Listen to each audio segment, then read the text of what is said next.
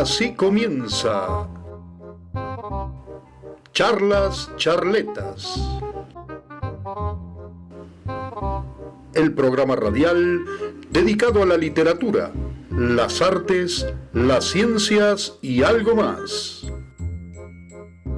Conducen Héctor Carlos Reis y Carlos Alberto Riquetti. Muy buenas noches a todos ustedes, querida audiencia de FM Arcón Cultural. Bienvenidos a una nueva edición, más precisamente la sexta, de Charlas Charletas, que se emite por nuestra querida emisora, por supuesto, con los auspicios de las obras de H.C. Reis, las obras de hcreis.blogspot.com, Diario El Politicón de Risaralda, elpoliticón.com, y el suplemento a Arcón Cultural, arconcultural.wixsite.com/Colombia. Tenemos temas interesantes, como todos los días. Hoy elegimos unos temas bastante específicos referidos a lo que son las antiguas civilizaciones, donde venimos tratando desde hace algunos programas. Hemos elegido el tema de la civilización creto-micénica. Obviamente empezamos por la civilización cretense, y si nos queda tiempo, o al menos damos la introducción, trataremos la vida de quien fuera el genio musical Wolfgang Amadeus Mozart, para que nos introduzca en el tema. ¿Quién mejor, por supuesto, que mi compañero Héctor Carlos Reis, para que se refiera a el primer tema que vamos a tocar en el día de la fecha? Muy buenas noches, Héctor Carlos. ¿Cómo le va a usted? Vamos a tocar un tema que es muy importante, porque en las últimas décadas se está investigando mucho sobre las civilizaciones antiguas. Cuando yo estudiaba en la escuela secundaria, en el Colegio Nacional de Buenos Aires, se estudiaba mucho las civilizaciones antiguas, pero en los demás colegios no se hacía tanto hincapié. Hoy en día se están haciendo excavaciones, descubrimientos. Además de los restos fósiles que yo hablo siempre, se hacen excavaciones arqueológicas y se encuentran mucha información sobre estas civilizaciones. Concretamente, en la isla de Creta surgió aproximadamente 3.000 años antes de nuestra era, o sea, hace 5.000 años atrás, surgió una civilización medio misteriosa.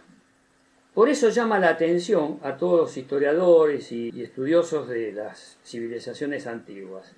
Si bien en forma contemporánea a la civilización minoica, que estaba en la isla de Creta, en el Mediterráneo, en forma contemporánea había civilizaciones mucho más trascendentes, que tuvieron más prensa, como diríamos hoy en día.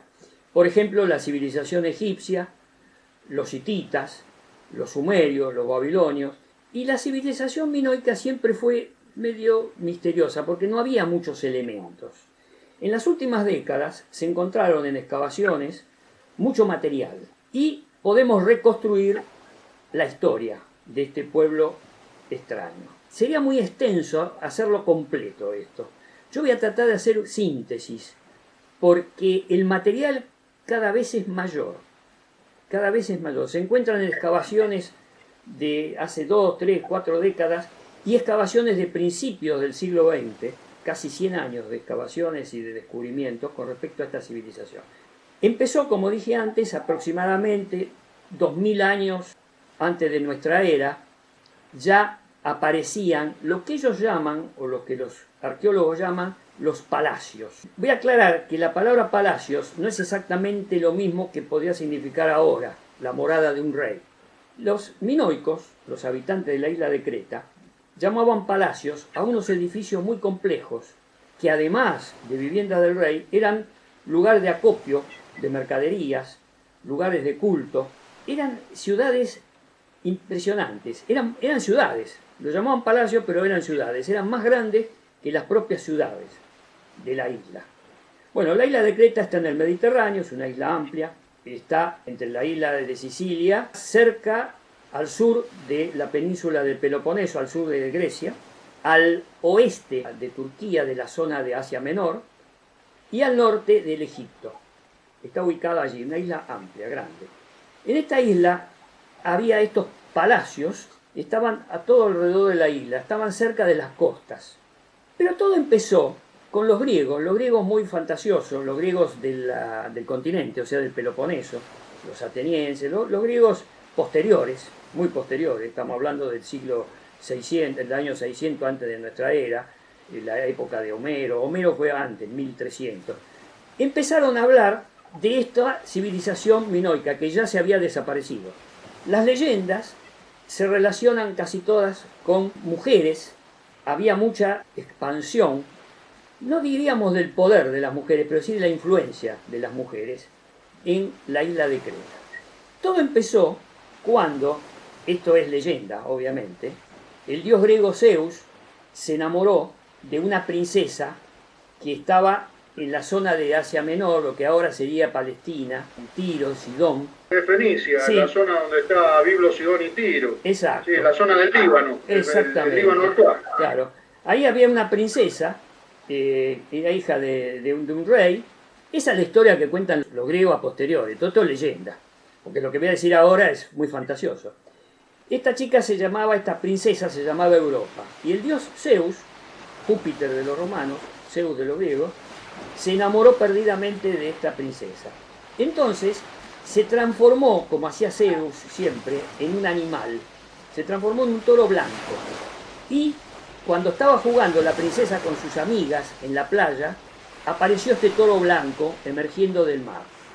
Era manso, un toro manso, muy lindo, enorme, bellísimo. Claro, era Zeus, el dios Zeus, transformado en toro. Lo empezaban a tocar, a acariciar. Y esta princesa Europa tuvo la osadía de subirse arriba del toro como para poder montar al toro. Ahí aprovechó Zeus, empezó a correr en dirección al mar y capturó, la secuestró a la princesa Europa. Y la llevó a la isla de Creta, que estaba a unos cuantos kilómetros al oeste. Bueno, y ahí comienza la historia, la leyenda, de lo que pedía el dios Zeus le pedía a los reyes que estaban ahí en la isla de Creta, para favorecerlos. Y ahí comienza la historia famosa del Minotauro. El Minotauro era un ser mitad hombre y mitad toro. Por eso el toro es tan importante en todo lo que es la civilización minoica, la civilización de Creta. Ya de las leyendas esta ya viene la enorme influencia en el arte. Por ejemplo, las decoraciones que hay, incluso hay frescos donde aparecen toros. El toro está por todos lados. El toro y Creta y minoico es el símbolo. El toro y el hacha doble. Zeus tuvo 3 hijos con Europa. Uno de esos hijos era Minos, que fue el famoso rey legendario después de la isla de Creta. Lo interesante es que Zeus, como hacía siempre, se cansaba de sus aventuras amorosas. Después de tener 3 hijos con Europa, se cansó y se quiso ir, se fue a los cielos, al Olimpo, donde residían los dioses. Y la abandonó, pero le quiso favorecer con algo. Entonces logró que el rey más importante de Creta se casara con Europa y adoptara a los 3 hijos de Zeus, de la princesa Europa y Zeus. Minos era el hijo preferido, aparentemente, de Zeus. Hubo una disputa entre los 3 hermanos y finalmente prevaleció, a la muerte del rey que se había casado con Europa, con la princesa Europa, prevaleció Minos. Y los otros, bueno, fueron declinando y quedó como único rey Minos. Minos se casó con una humana, pero esta mujer, esta princesa que se llamaba Pasífae, se enamoró perdidamente de un toro que apareció en las costas de Creta. Resulta que este toro lo había mandado Zeus, porque Zeus le había dicho que le iba a favorecer a Minos si Minos hacía el sacrificio del toro. Le mandó este toro para que Minos lo sacrificara. Minos, que se había transformado a la muerte del padre, se había transformado en rey de Creta, digamos, el principal rey de la isla. Y le mandó a este toro. Lo vio tan elegante al toro que no lo sacrificó. Entonces Zeus prometió vengarse. Logró que la esposa de Minos, Pasífae, se enamorara del toro. Y era un toro manso, blanco, un toro blanco, manso, grande, corpulento. Por influencia de Zeus, Pasífae se enamoró del toro y quiso tener relaciones carnales con el toro. El toro se escapaba. La mujer Pasífae desesperada lo buscaba.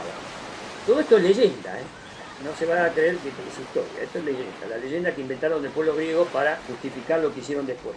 Había un famoso inventor griego que estaba en el sur de Grecia, que había tenido un problema con los jueces y lo habían echado de Grecia, y entonces se llamaba Dédalo, y se fue a la isla de Creta. Entonces Pasífae le preguntó a Dédalo, que estaba allí, cómo podía hacer para que el toro se enamorara y tuviera relaciones con ella. Y entonces Dédalo inventó una vaca de madera, pero que estaba hueca. Y dentro de la vaca le dijo a Pasífae que se metiera dentro y que se acercara, pusieran la vaca de madera cerca de donde pastaba el toro blanco, y el toro blanco vio la vaca y se iba a balanzar sobre la vaca, y ahí, como estaba escondida la reina, iba a tener relaciones con Pasífae. Pasó eso. Después, en todo caso, lo dejamos para más adelante, la historia posterior de la civilización minoica. Pero esta leyenda es importante, porque es la base de toda una estructura del arte y de los cuentos que hicieron después los griegos. Y de esa relación nació la maldición de Zeus. Minos, el rey, el esposo de Pasífae, hizo sacrificar al toro en honor de Zeus, lo dejaba al toro. No cumplió lo que le había pedido Zeus, entonces la maldición de Zeus fue esa, que se enamorara Pasífae del toro y que tuviera relaciones y que naciera un hijo. El hijo de Pasífae y el toro nació un monstruo, con cabeza de todo y cuerpo humano. O sea, un monstruo, una invención total. Es el famoso Minotauro. Este Minotauro era malo, muy malo, comía a la gente. Como estaba Dédalo, el inventor Dédalo, que estaba en la isla de Creta, Minos le preguntó a Dédalo cómo podía hacer para evitar que este Minotauro siguiera sacrificando a la gente, se comía a la gente. Entonces Dédalo inventó un lugar que es el famoso laberinto. La palabra laberinto viene de labris. Labris en griego significa doble hacha. Lo que dije al principio, el emblema del todo y de la doble hacha.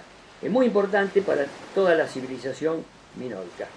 Lo interesante es que el rey Minos hizo, con las instrucciones de Dédalo, el inventor de Dédalo, hizo el laberinto. El laberinto era un lugar donde el que entraba no podía salir, porque tenía tantos vericuetos dentro, tantas idas y venidas, que no podía salir. Y adentro lo puso al Minotauro. Lo pudieron agarrar al Minotauro, lo pusieron adentro y exigía que le enviaran, no se sabe si todos los años o cada 3 años, que le enviara jóvenes para que él los comiera, porque se alimentaba de carne humana. Ese era el castigo de Zeus contra el rey Minos.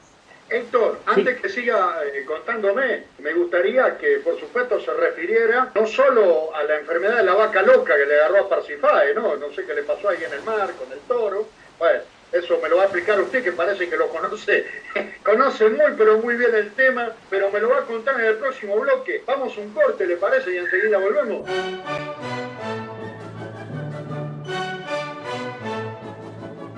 Las obras de hcreis.blogspot.com. Óleos, videos, cuentos, novelas, ensayos y artículos de opinión. El sitio web virtual de Héctor Carlos Reis para todos los amantes de las artes y las ciencias. Recuerde, las obras de hcreis.blogspot.com, donde de cultura se sabe un montón.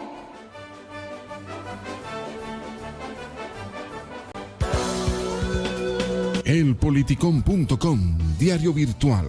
El Politicón de Risaralda, con toda la política y la actualidad nacional y del departamento de Risaralda. Lea elpoliticón.com.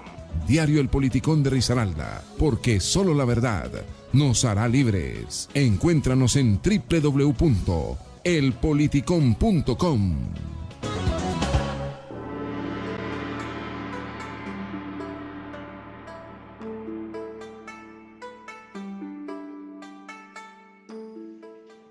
En la milenaria China teníamos a Confucio, pero sin embargo necesitábamos un medio virtual como el Concultural para alcanzar el mismo conocimiento que nos daba maestro.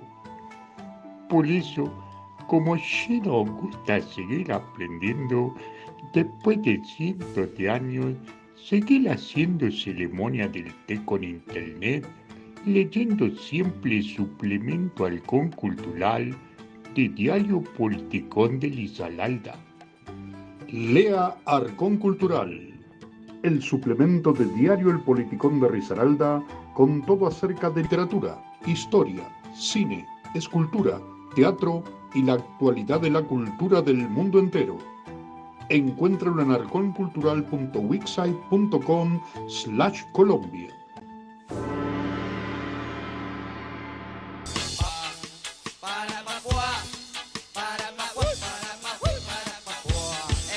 ¡La Charleta! Yo estaba hablando de la leyenda del Minotauro. La voy a sintetizar porque quiero señalar cosas muy importantes de esta civilización minoica que la distinguen del resto de sus civilizaciones contemporáneas. ¿Qué le pasó a Parsifal? ¿Fue la vaca loca o se enamoró del hombre de la osamenta? Y sí, puede haber sido el tema de la vaca loca. ¿Te acordás que hace unos años estaba la epidemia de la vaca loca?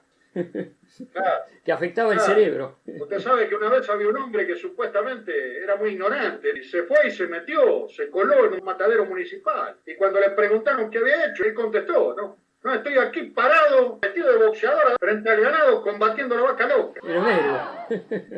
Bueno, continúo con el tema del Minotauro. Exigía que les mandaran todos los años púberes, o sea, adolescentes, y la ciudad de Atenas, que estaba en el continente, al norte de la isla de Creta, los cretenses le obligaban a la ciudad de Atenas a que mandara estos jóvenes. Hasta que, finalmente, hubo un príncipe que le dijo al padre, que se llamaba Teseo, que lo enviara, que él quería combatir con el Minotauro, quería destruirlo para terminar a esta maldición que tenía la ciudad de Atenas. Logró Teseo convencer al padre y se embarcó. El padre le puso como condición que si tenía éxito y mataba al Minotauro, al volver, cambiara las velas del barco y en lugar de que sean negras, que siempre iba con velas negras porque iban a la muerte, que pusiera velas blancas. Teseo fue a la isla de Creta y se enamoró de Ariadna. Ariadna tuvo la ingeniosa idea que le preguntó a Dédalo, al inventor del laberinto, le preguntó cómo podía hacer. Y Dédalo le dijo a Ariadna cómo podía hacer para que pudiera salir de ese laberinto, que no se perdiera. En general se perdían al entrar porque no salía ninguno, se los comía el Minotauro. Dédalo le dijo a Ariadna que hiciera un ovillo de lana, que se lo diera a Teseo, que Teseo pusiera una punta del ovillo, la enganchara en un lugar fuera del laberinto, que se metiera en el laberinto con el ovillo desenrollándose, y que de esa forma, para salir, lo único que tenía que hacer es seguir el hilo de Ariadna. ¿Sería de lana la religiosa, mi amigo? No creo. No, esa era una publicidad, esa me parece. El tema es que Teseo, muy audaz, hizo el camino, llegó al del Minotauro y el Minotauro se había comido a los otros jóvenes que habían ingresado. Estaba todo lleno de huesos, un desastre. Pero Teseo, con valentía, con vigor, con fuerza, y según cuentan los griegos, hay que olvidarse que Teseo era de origen griego. La leyenda esta la inventaron los griegos, entonces siempre los héroes son griegos. Es un detalle nada más, ¿no? A pesar de que Ariadna era minoica, era de Creta, pero Teseo, el héroe, era Teseo. Bueno, lo mató al Minotauro y logró salir del laberinto siguiendo el hilo de Ariadna. Cuando sale, le había prometido Teseo casarse con Ariadna.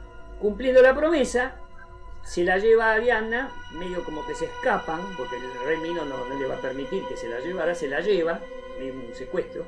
Ariadna se la lleva en el barco de vuelta a Atenas. Pero en lugar de cambiar las velas, le dejó las velas negras. Entonces cuando va llegando, el padre de Teseo ve las velas negras y se suicida, se tira pensando que estaba muerto. Por eso el mar se llama Egeo desde ese momento. Exacto. Porque el padre se tiró al mar desde muy alto también para suicidarse. Claro. Convengamos que Teseo, Ariadna dejó plantada. Se mandó mudar, la dejó plantada y volvió solo. La dejó en una isla. En esa época navegaban de día y de noche paraban había muchas islas por todo lado, estaba lleno de islas el Mediterráneo, paraban en una isla a pasar la noche.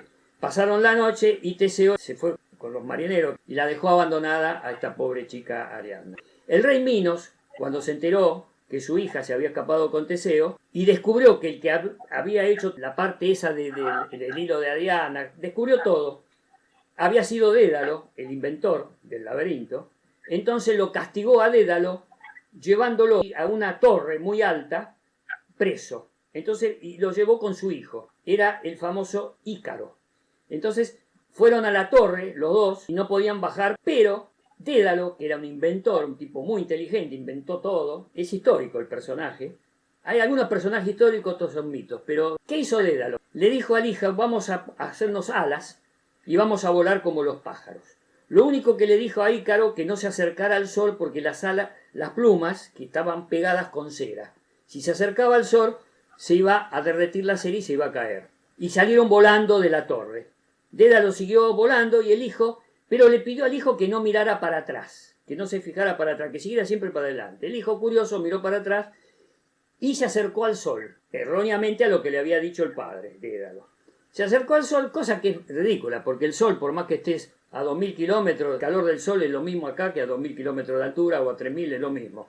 Pero la leyenda es así. Se acercó al sol, derritió el sol la cera, se le cayó la pluma y el pobre Ícaro cayó. Terminó como la muchacha del circo. Claro. Y Dédalo siguió volando y se fue al sur de la isla de Italia. Bueno, después sigue la historia de Dédalo, que es muy interesante. En otro momento la contamos. Nos llama por teléfono hasta ahora Oscar de Loma de Zamora y nos dice que era obvio lo que le iba a pasar a Ícaro, ¿cierto? Porque todo pájaro que come vuela, pero este quiso volar más alto y bueno. Hablando de todo un poco, Héctor Carlos, nos están mandando saludos muy pero muy especiales. Mejor dicho, saludamos a Miguel Ángel Rubio Ospina, lo conocen como el Mudo, se ve que es muy charlatán, pero usted no sabe lo que es hablar con el Mudo, es una cosa impresionante. Me imagino. Pero no es como Gardel, que le dicen el Mudo porque cantaba bien, sino que este es una cosa impresionante. No sé, va a terminar como el Penado 14, haciendo serie y sin que nadie lo entienda, pero bueno, eso es otro tema. Es un gran poeta, residente acá en el municipio pereirano, un luchador por la cultura, y precisamente hablando de Mudo, va a instalar una obra de teatro en protesta por reclamos del sector de la cultura, justamente haciendo señas. Los personajes no se hablan.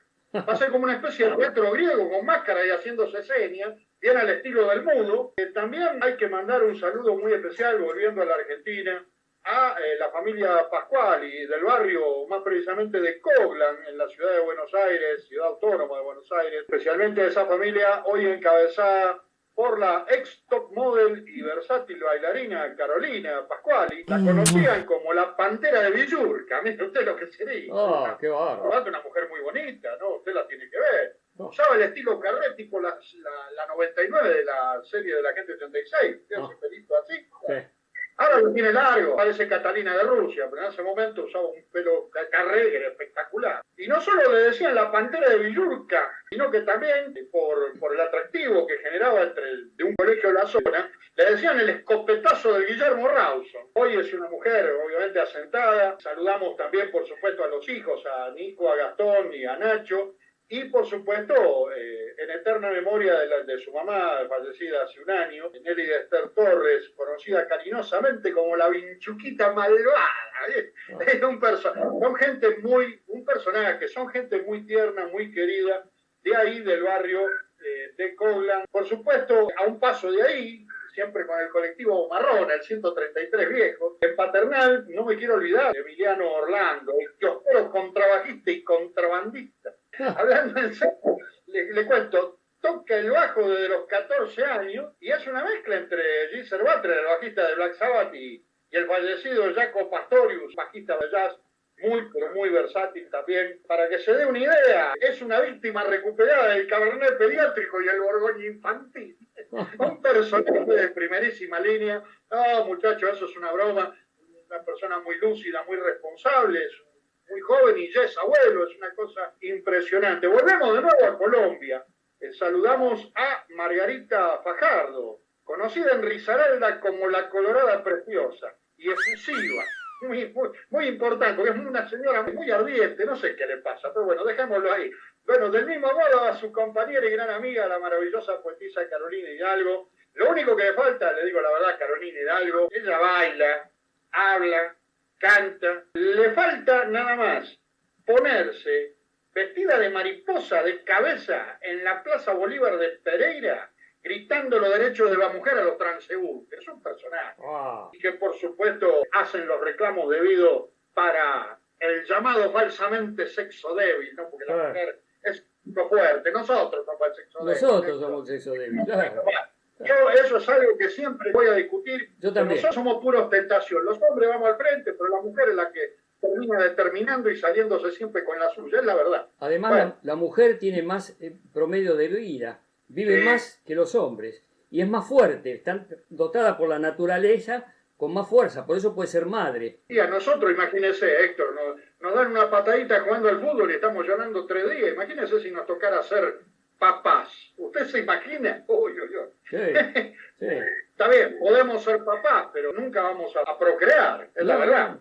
No, la Pero mujer... no me voy a olvidar de una cosa, Héctor. Nos hacen una queja, A ver. como mandan los saludos, y hay que dar las cosas a conocer. Aparte, nosotros somos hijos del rigor y de la verdad. Y Está acá hay bien, que decirlo. está bien. ¿Qué ¿Sí? queja tenemos? Bueno, mire, yo le voy a decir la verdad, mi querido Zeus. No digo Héctor Carlos. Ya estamos con Zeus, no olvides. Zeus. Tanto que hablaba de Zeus, mire, ni que se hubiera imaginado lo que le iban a decir. Mire, hay una demanda salarial contra usted. Ah, la flauta.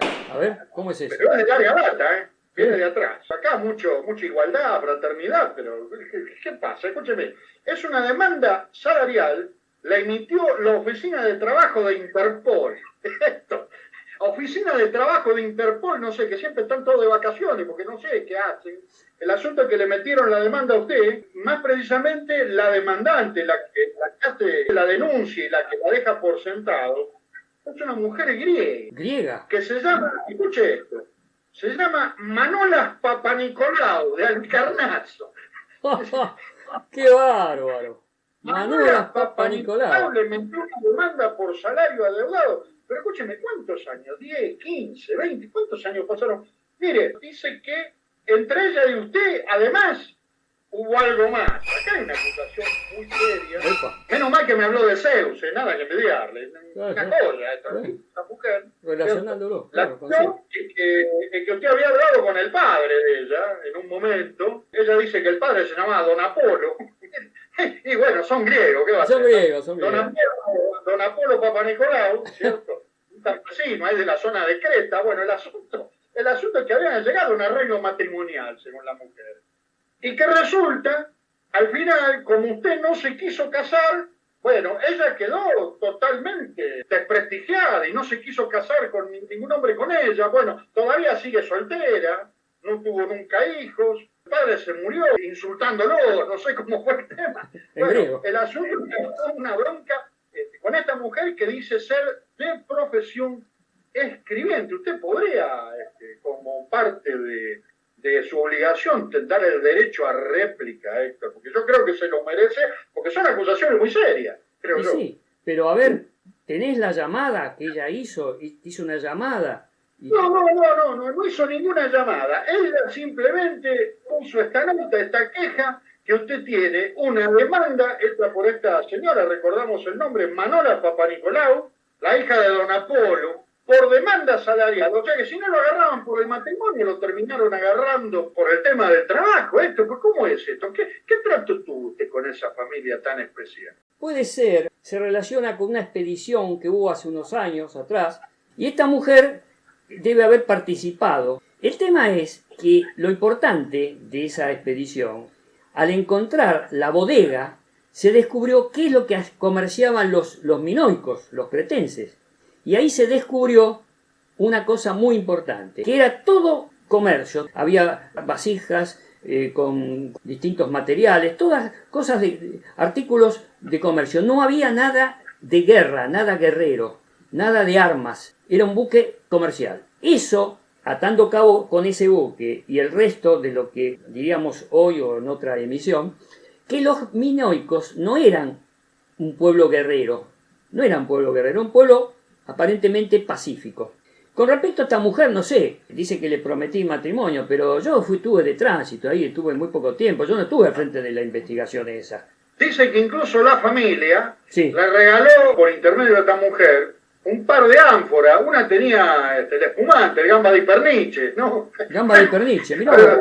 Supuestamente eran todos tributos por un matrimonio que se iba a hacer, que Don Apolo estaba muy contento. Resulta que al final, cuando se enteró que usted se fue, le agarró un infarto. Esta mujer agarrándose los pelos, no sé, parecía la película Sorbo el Griego, parecía Irene Papa, corriendo por todos lados. Hice lo mismo que Teseo, me mandé a mudar y la dejé abandonada, entonces. Claro, mire, le voy a decir la verdad, menos mal que se murió, si no, con la única persona que se hubiera quedado conversando hubiera sido con Ariadna. Con Ariadna. Que ya se había muerto también. Claro, Claro. claro. Sí, pero bueno, es una situación bastante especial, Héctor. El asunto es que usted de esta cuestión no está respondiendo nada, está evadiendo, está flanqueando la situación, así que yo espero que en algún momento, para el próximo bloque, usted me lo cuente. Pero no tengo que contar, porque eso pasó y no me acuerdo bien cómo fue la cosa. Para mí que exageraron. Para mí que exagerado. Bueno, lo dejamos para otro momento. Pausa. Oíme, hermano, a esta altura del partido y todavía no tenés página web. Lo que pasa es que no conocen Mota Producciones.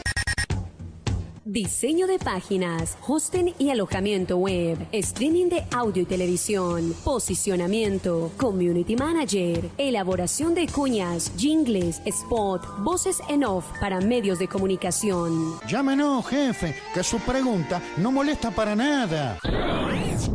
Comunícate con nosotros al 313-687-7400 o 312-574-0588.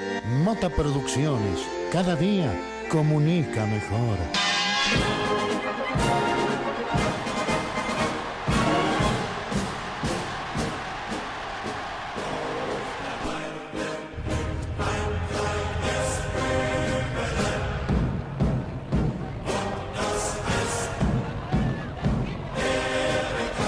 Otoño de 1937. El coronel Klaus Lichonen y el mariscal de campo Otto von Reis hacen su ingreso en la Cancillería del Reich y posan para la prensa. Charlas Charletas. Todos los miércoles después del mediodía, por FM Arcón Cultural, en simultáneo con las obras de hcreis.blogspot.com, Diario El Politicón de Risaralda, elpoliticón.com, y arconcultural.wixsite.com/Colombia. Transmite FM Arcón Cultural, en sintonía con lo mejor del Homo sapiens sapiens, las artes y las ciencias del mundo entero.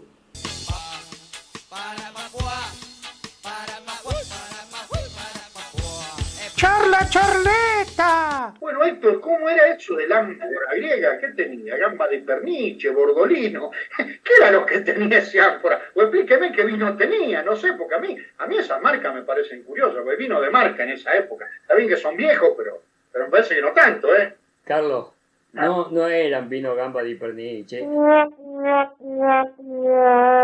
gamba di perniche es un vino de ahora, moderno. Estamos hablando de un barco que se hundió hace 4.500 años. Entonces no había nada. No había vino, estaba vacía. No, creo que era el jugo de uva con el que se despachó Noé, que se emborrachó y bueno, después un par de locuras, ¿no? Pero, ¿qué era? ¿Qué era un jugo de uva? ¿Qué era eso? No, eso lo inventó ella. Estaba vacío. El ánfora estaba vacía. No había nada. Estaba 4.500 años, evapora cualquier vino. No se puede añejar tantos años. Y la otra cosa que llama la atención es que estos palacios, que eran verdaderas ciudades, no estaban amurallados, se mencionó antes esto, porque no había soldados prácticamente. Se defendían a través de buques que estaban en el mar, que custodiaban todos los palacios, estos llamados palacios, que eran grandes ciudades, que estaban en las costas. Pero además, estos palacios tenían dentro elementos de culto, donde la religión cretense era muy importante. Entonces era un sacrilegio invadir estos palacios, salvo que sean pueblos como pasó a posteriori con los micénicos, que lo vamos a hablar en otro momento, que invadieron Creta y ahí no les importó que fuera religioso. Hay un detalle muy importante, Héctor Carlos. Sí. La civilización minoica generalmente gira en torno a lo que es la cultura de mar y lo que es el toro. Básicamente, el macho de la vaca hace una suerte de connotación mítico-religiosa, porque recordemos, está la leyenda del rey Minos, pero también como si estuviera todo interconectado, se sabe que tanto Creta como la misma civilización cretomicénica que vino después, o la civilización de los pelagos, de los aqueos, de los mismos griegos, tuvo una influencia muy grande en cuanto a una figura trinitaria, que es la diosa madre, Heracles, y el Minotauro, Heracles como el hijo y el Minotauro como el Espíritu Santo. Dios, la diosa madre, por la cuestión de la fertilidad. De hecho, en Anatolia, el lugar que usted mencionaba, se encontraron en las excavaciones unas estatuillas de unas famosas gordas, que no son las gordas del pintor colombiano Fernando Botero, pero sí son las primeras gordas de la historia de la humanidad, que son unas estatuas que aparecen y porque ellos le rendían incluso culto a la fertilidad. Claro. Y usted sabe que todos los sistemas religiosos todas las formas tienen una herencia que después obviamente vemos muchos años después en la misma religión católica, en el mismo cristianismo, que beben a partir sobre todo del Concilio de Nicea, del siglo IV, empiezan a beber de todas estas tradiciones antiguas que de alguna manera les sirve para desjudaizar el cristianismo y para darle una forma más tendiente o más arraigada con el antiguo paganismo, que era el que de hecho imperaba en todo lo que es la Europa occidental. La figura de gordas, como dijiste vos, de figuras gordas, es muy antigua. Hay muñecos en arcilla y en piedra prehistóricos de 40.000, 50.000 años para atrás, donde aparecen estas figuras de mujeres como sinónimo de fertilidad, con cintura estrecha, caderas amplias y gordas. Hay famosas estatuillas que tienen 40.000, 50.000 años, de la época de Neandertal, por ejemplo, que a mí me apasiona tanto los Neandertal, donde aparecen figuritas de este tipo. Son famosas esas. O sea que la idea de la fecundidad, la idea de la mujer fecunda y como diosa, ya está en la mente del Homo sapiens y de otros homínidos de muy antiguo. Los cretenses, y acá hay un dato que te voy a dar ahora que es muy importante que quiero señalar. En un yacimiento arqueológico en Creta se descubrió, esto fue una de las formas una de las explicaciones de la caída de la civilización minoica, fue un volcán que hizo erupción al norte de la isla de Creta, unos 130 kilómetros al norte, en una isla que ahora son las Santorini, las islas Santorini, pero que en esa época era la isla de Tera. Esa isla de Tera era una sola isla, había un volcán que hizo una tremenda explosión que mandó material volcánico al espacio y que eso fue una de las causas de la destrucción, la primera destrucción de los primeros palacios, como le decían, en la isla de Creta. En esa isla de Tera, hace muy poco, se descubrió un yacimiento donde se parece mucho a lo de Pompeya, en Italia, en el Imperio Romano, las ruinas de Pompeya y de Herculano. En la erupción del Vesubio se sepultó a la ciudad de Pompeya y Herculano. Y ahí se descubrieron, en las excavaciones, que había mucho material arqueológico, pinturas, y había momias endurecidas por el tiempo, quemadas por las cenizas del volcán. Pero en la isla de Tera, volvemos a la isla de Tera que está al norte de Creta, cuando estalló ese volcán, se sabe ahora que ese estallido fue en el año 1626 antes de nuestra era. Una erupción tremenda, que se la compara con la del Krakatoa en 1883. Pero yo quiero hacer hincapié en esto. Ese volcán destruyó los palacios en cientos de kilómetros a la redonda, fue tremenda la explosión esa.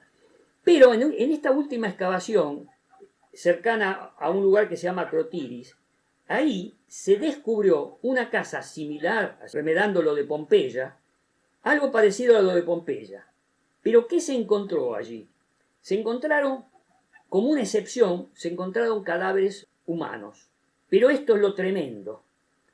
Había 2 hombres, una mujer y un adolescente. Estaban momificados porque habían sido calcinados, le había caído la lava del volcán, se había derrumbado. Claro, pero se había derrumbado el edificio donde estaban. Pero el adolescente, era un adolescente, 2 hombres adultos y una mujer. El adolescente tenía atadas las manos con las piernas y los huesos que se encontraron, había algunos huesos que eran de color negro, otros de color blanco. Haciendo estudios, los arqueólogos y los científicos detectaron que ese adolescente había sido desangrado, que no se había muerto por la caída de la ceniza y del techo del edificio, sino que había sido desangrado. Y que, en realidad, ese lugar, por azar, era un lugar de un sacrificio humano. Lo habían matado 2 de estos adultos, una mujer y un hombre. El segundo hombre había intentado escapar ante la erupción del volcán y se encontró el cadáver de este segundo hombre en las puertas del lugar, de la casa. Pero los otros 2 estaban adentro y el chico también. El chico, como dije antes, estaba atado. Entonces la investigación que se hizo es que era un lugar de sacrificio, que lo habían sacrificado al chico antes de que cayeran las cenizas del volcán, lo habían sacrificado a este chico en honor a los dioses, o sea, era una ceremonia ritual, de lo cual se deduce que estos minoicos no eran tan pacíficos como se creía, no eran guerreros, pero eran muy religiosos y tenían ceremonias rituales de sacrificios humanos. Querían remedar lo que había pasado con el Minotauro, que el Minotauro quería jóvenes de Grecia continental para comerlos. Entonces ellos hacían sacrificios y lo que no se sabe, esos chicos, si eran cretenses o eran de otro lado. Había un detalle muy importante que hay que tener en cuenta. La mayor parte de las religiones antiguas, sobre todo anteriores a la religión romana, que de algún modo no utilizaban el sistema de los sacrificios humanos, generalmente eran religiones muy cruentas, ¿sí? Por eso también nosotros aducimos que la civilización cretomicénica, minoica, fue influenciada por la de muchos pueblos, ¿sí? Fíjese usted, por ejemplo, que ellos son navegantes, los cretenses, y como buenos navegantes se ve que han tenido contactos con los fenicios, que han tenido contacto con otros griegos, porque básicamente no es que una cosa termina cuando empieza la otra, las cosas se dan en un momento mezcladas y cuando unos terminan otros van dejando de hacerlo, o eso al menos lo que nos explica la historia. En Fenicia existía el culto a Baal. Cuando los judíos llegan a Babilonia, encuentran que la figura de Baal era un dios que pretendía reemplazar a Yahvé o que le querían imponer en lugar de Yahvé, y era un dios al que le hacían sacrificios de niños recién nacidos. Si hablemos de la civilización fenicia, obviamente los caldeos heredaron también la figura de Baal, y de hecho, allí es donde nace en el Antiguo Testamento, durante la esclavitud de los judíos en Babilonia, hasta que viene Ciro el Grande de Persia y los libera, la figura del diablo, de Satanás, de Mefistófeles, porque estaba vinculada con la figura de Baal. Sobre lo que usted decía del tema de la desaparición de esta civilización, es que finalmente la flota cretense es superada, es destruida, la toma por asalto incluso una flota conjunta de Micenas y de la ciudad de Tirinto, que era la otra ciudad aliada del periodo, llegan a los palacios, cometen los errores que a veces aplicamos incluso a la Iglesia Católica, a los árabes, al Islam, queman esos palacios y se pierden unos documentos valiosísimos. Ya existía la figura en la antigüedad del beneplácito de permitir a las ciudades que se entregaban no quemarle las pertenencias o hacer la salvedad por una cuestión patrimonial. Y la erupción volcánica fue una suerte de tiro de gracia para Creta.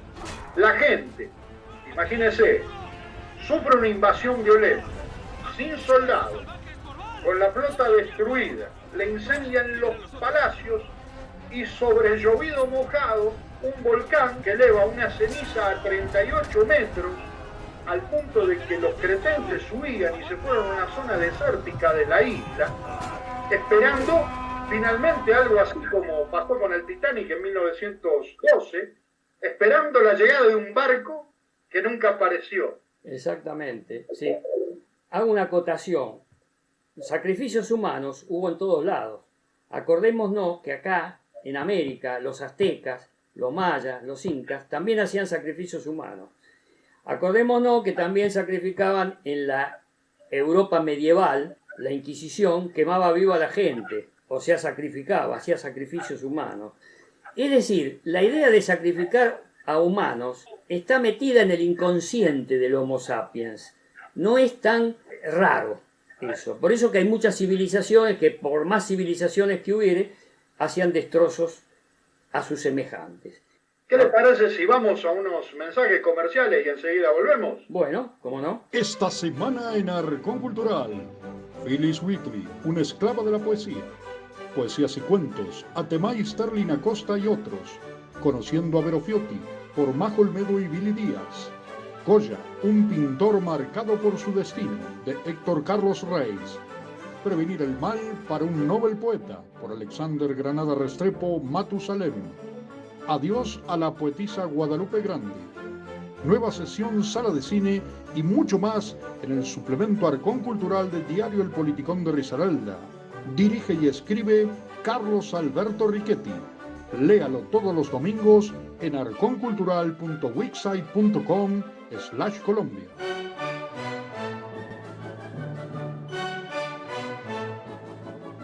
Las obras de hcreis.blogspot.com.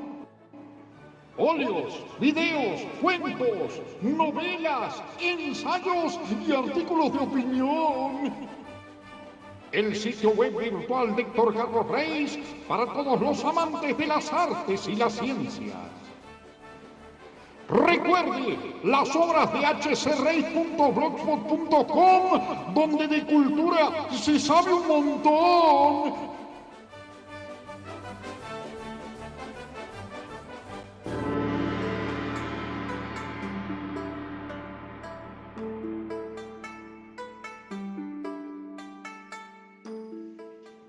En la milenaria China teníamos a Confucio, pero sin embargo necesitábamos un medio virtual como el Concultural para alcanzar el mismo conocimiento que nos daba maestro.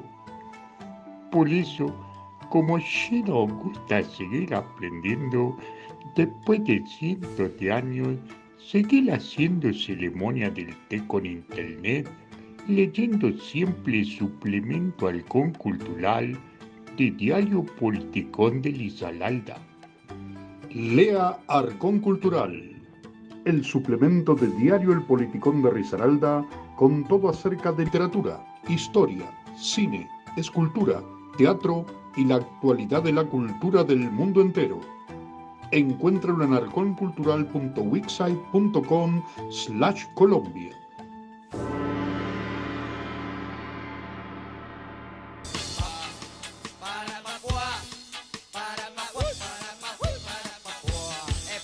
¡Charleta! Agreguemos que en Creta había ciudades y había sectores de esa ciudad que tenían casas de 3 pisos, casas de piedra, Sí. de 3 pisos, lo cual es un antecedente muy importante, porque generalmente las ciudades eran planas, no tenían muchos pisos hasta, bueno, posteriormente, después en Grecia, en Roma, y además la gente vestía de forma muy ostentosa.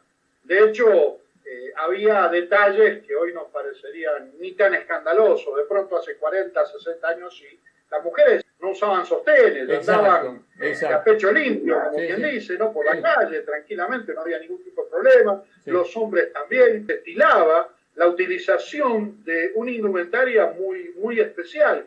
De hecho, hay muchos frisos donde se confunden los sexos. Y una característica importante de esto que está señalando, en los frescos que se encontraron, las pinturas que se encontraron, las mujeres están pintadas con color blanco, todo el cuerpo y la cara todo blanco, y los hombres de color tostado.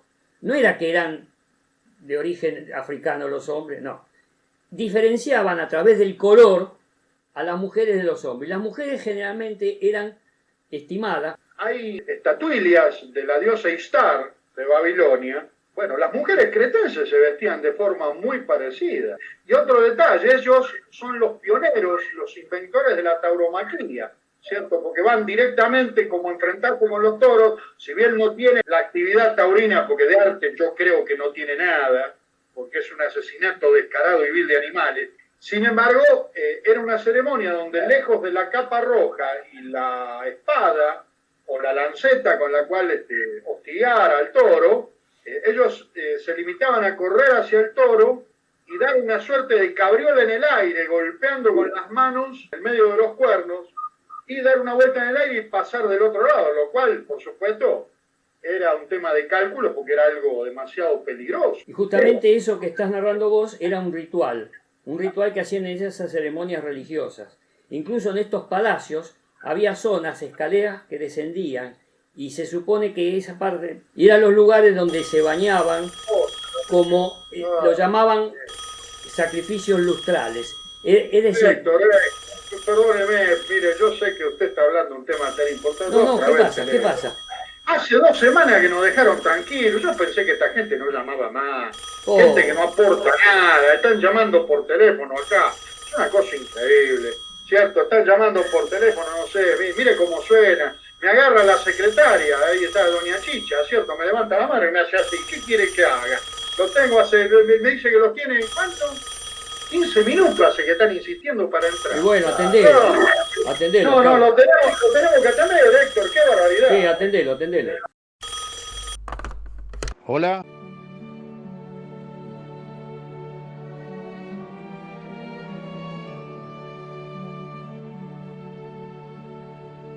¿Está ahí Héctor Carlos?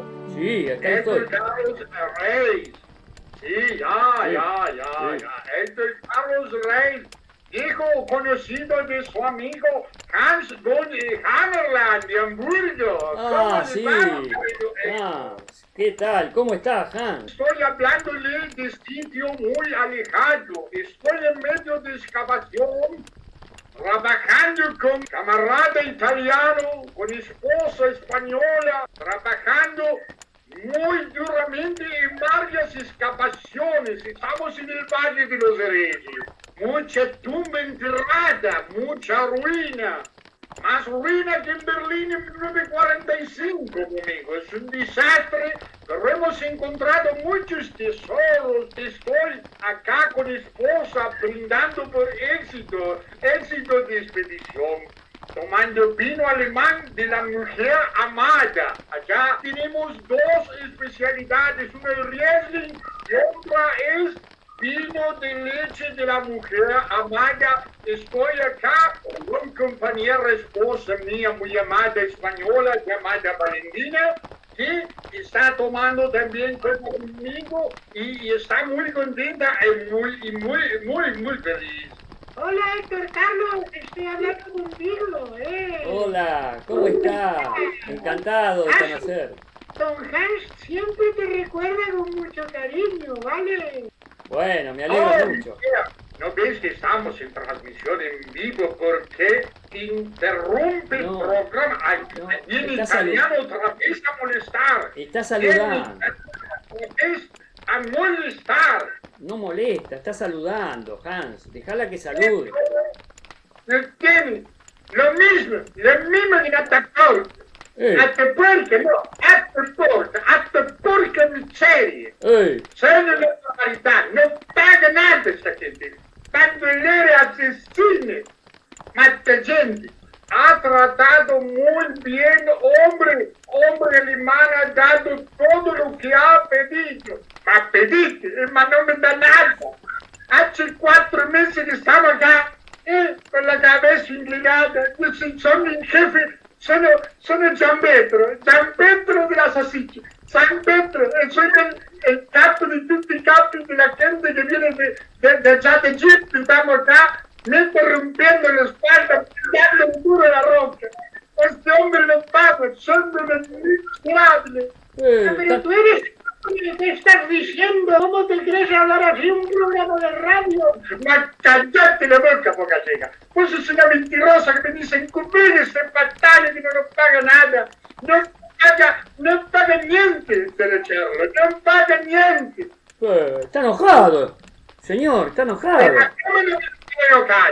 Aquí estamos con los beduini che mette a rompere le spalle, le cuente, traje a 4 italiani come paesani che venuto del mismo pueblo, e 6 se me terminaron descomponiendo. Al lado de la salina encontramos la tumba de la Segovia.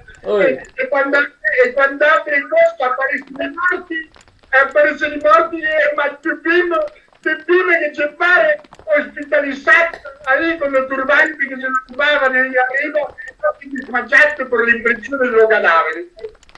Non è giusto, Torrecharlo, no es justo lo que está pasando acá. Yo no sé lo que usted quiera decir. Yo hacer siempre como hizo abuelito en Hamburgo. Yo trabajar, yo siempre pagar. Abuelito llevaba siempre libro contable en baúl, en arcón, no en diario, arcón y abuelito, otro arcón que llevaba y estaba leyendo siempre, haciendo la contabilidad. perro italiano, hombre hombre muy vago. Me estoy matando desde las 4 de la mañana para que el hombre venga a decir que yo no hago niente. No, pero viejo, ¿cómo le va a decir eso? No podemos sacar al aire. Mira lo que está diciendo. Se están insultando, se están matando ahí en medio de... Es una pelea. ¿Y qué dice la mujer? La mujer que estaba diciendo, no la dejaron hablar a ella. Este italiano es un imbécil. Es un imbécil, es un prepotente, es un hombre muy idiota, es un juepadre, que se vaya cabrón, que se retire. Yo no quiero saber nada con este hombre, ¿vale? Es un idiota. Es un tipo que no tiene nada en la cabeza y a mí me gusta ir al grano. Los números y las cuentas siempre claras. Yo soy una mujer pero muy ordenada y no me gusta que me vengan a decir nada. Aparte yo amo y respondo por mi caballero alemán y no voy a permitir que ningún italiano bestia me lo venga y me lo insulte, ¿eh? Bueno, muy bien, señora, muy bien. Yo creo que hay que terminar con esta llamada porque es una barbaridad. ¿Cómo se han dado? No sé, que no le hagan. Quiero hacerle alguna pregunta, pero yo no sé si va a haber lugar, Héctor. Y bueno, pero se están desahogando, Carlos, se están desahogando, han sufrido algunas injusticias. Habría que ver, como evidentemente hay una disputa allí entre ellos. Yo creo que acá no hay ninguna mujer como dice usted. Acá toda gente correcta, gente que trabaja. Acá no hay ninguna... No, Hans. No, ¿cómo va a decir eso? No. Nadie duda de la integridad de su mujer, pero por favor, yo le ruego que traten de mantener la calma. Sabemos que usted, como su abuelito, es un hombre, gente ordenada, que la conocemos ya hace bastantes años, gente que ha trabajado no solo en Atapuerta, que son gente muy honorable, muy honesta, gente muy trabajadora, como lo han sido toda la vida nuestros queridos amigos y casi compatriotas alemanes, a los que les mandamos un saludo muy especial de FM Arcón Cultural, que verdaderamente, bueno, yo creo que la justicia será la que decida, Héctor. Acá tiene que haber un tribunal legal porque no puede ser que esta gente la tengan sin pagar, Héctor, porque es una barbaridad, Otra solución es que hagamos nosotros de árbitros, en lugar de ir a los jueces, que nos nombren árbitros a nosotros. A mí no, Héctor, a usted... Porque verdaderamente usted es el abogado. Y bueno. Yo no quiero saber nada. Bueno, pero señor, escúcheme, señor. Vamos a hacer una cosa. En el próximo programa, usted me cuenta todo su problema, cuál es. El señor Hans me cuenta el problema, cuál es de él, de su punto de vista. Y la señora española me cuenta desde su punto de vista. Y yo valoro los 3 puntos de vista y vemos, y llegamos a una solución. Porque no es justo. Cortó el italiano, Héctor. Eso es lo que... Perdóneme que lo interrumpa. Cortó el italiano. Ah, ¿cortó? Cortó el italiano. Sí, no lo dejó hablar al alemán. Me parece que terminó en una trifulca a unos 35 metros en el desierto, en el Valle de la Red. Ah, bueno. O sea, ahí estaba escuchando que se insultaban y que parece que se estaban yendo las manos. ¡Qué barbaridad! Bueno. Y claro, ¿qué le parece a usted, Héctor? Pero bueno, Héctor, nosotros ya estamos llegando a terminar con nuestro querido programa, nuestra 6ª emisión de las charlas charletas. Nos quedó, por supuesto, el tema para abordar de Wolfgang Amadeus Mozart, el genio de la música clásica de Salzburgo, que tuvo una infancia junto a su padre Leopoldo, también músico él, peregrinando por Alemania, por Francia. De hecho, se le cayó en el regazo a María Antonieta y cuando ella lo fue a levantar, que era una mujer grande, él le dijo si se quería casar con ella, porque era un hombre muy ingenioso, ¿sí? Y una serie de anécdotas muy especiales de un hombre que lamentablemente se fue un poquito más allá de la treintena, más no pudo vivir, víctima de sus excesos y de su mala administración, pero seguramente, ¿no le parece? Pasa el tema para el próximo programa. Sí, porque hay mucho para hablar sobre Mozart, hay muchas cosas que están estudiándose actualmente y que modifican algunos parámetros que había antiguamente sobre la vida de Mozart. Nos vamos a ir despidiendo de todo este público maravilloso que nos sigue y nos aprueba, por supuesto, con el auspicio de las obras de hcreis.blogspot.com, elpoliticon.com y el suplemento Halcón Cultural, halconcultural.wixsite.com/ Colombia tengan todos ustedes, en el nombre mío, Carlos Alberto Riquetti, y en el de mi compañero Héctor Carlos Reis, una muy, pero muy feliz noche. Transmite FM Arcón Cultural, en sintonía con lo mejor del Homo sapiens sapiens, las artes y las ciencias del mundo entero.